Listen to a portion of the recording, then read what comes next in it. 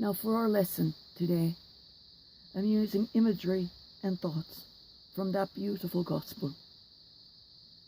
But I'm also using imagery from a section of the first epistle of John 2:3-11. And what I've done is I've put this small reading right into the middle of the lesson. So if you look down, you will see it plopped right into the middle of our lesson. And I'll read it now.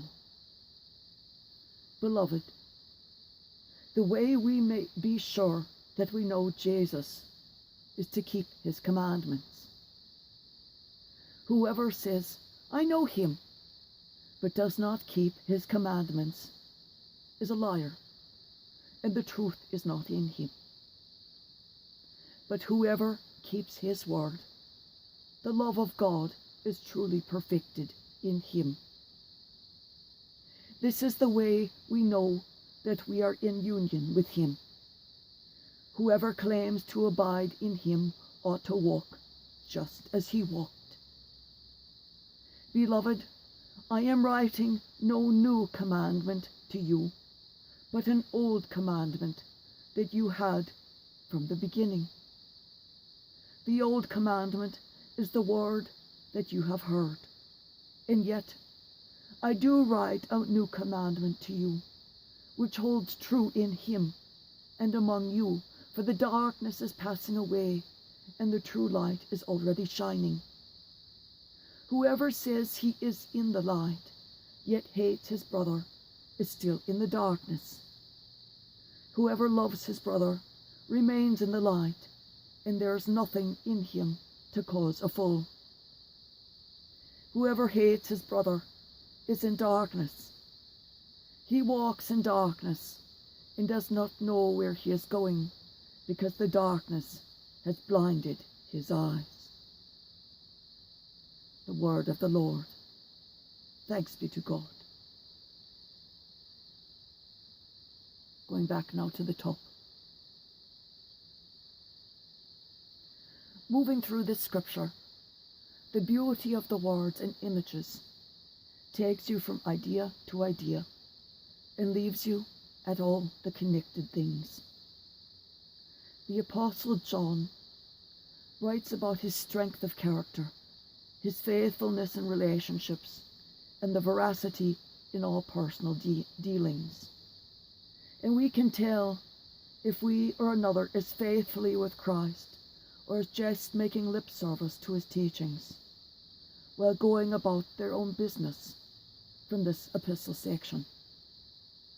Quote, the way we may be sure that we know Jesus is to keep his commandments. Whoever says, I know him, but does not keep his commandments is a liar, and the truth is not in him.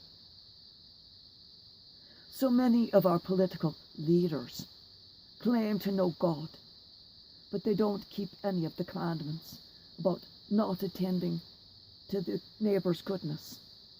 They steal by giving the tax income to the very wealthy, 75.75%, rather than funding programs for the 98%. Yes, the nearly wealthiest 1.25% fall by the wayside. Ooh, where? They covet the natural resources of public lands, so they strip protections and enrich themselves and their associates as they strip the earth. They kill the earth and the people who are forced to live in areas with high pollution, high traffic, and high density living, but with no amenities, so they have to open their windows and cause asthma, emphysema, and COPD in concentrations from 6 times to 17 times higher than would naturally occur by chance. Thus, we can assuredly say for the majority of the current US Senate, the truth is most certainly not in them. And same for the US Congress as a whole. They most certainly are liars, as they fail to keep the commandments of God. One of the greatest sins is to lie about the Lord. That breaks 4 commandments, and then profit from it. But that puts 37% of Congress among that category, along with the Vice President of the United States, as well as nearly every televangelist active right now. False prophets, every one of them. And be with him in love all the days of your life, so that you have no fear of this occurring. John writes how an old commandment is one already well known, but wasn't previously a commandment.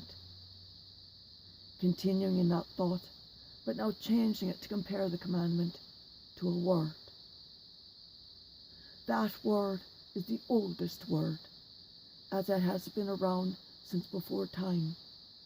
But the word is also new, for as a commandment it was only called thus, created thus within the new time, so it has been found to be new.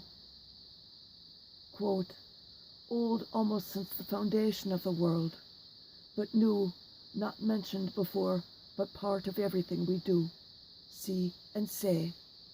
For the darkness is passing away, and the true light is already shining.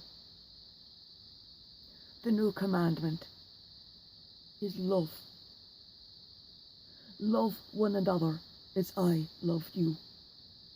Upon this foundation, all of Christ's ministry rests. I hope you all feel the love I send you this weekend as we start our lives anew again with a new year, a new decade, giving ourselves a new chance to refresh ourselves and start anew.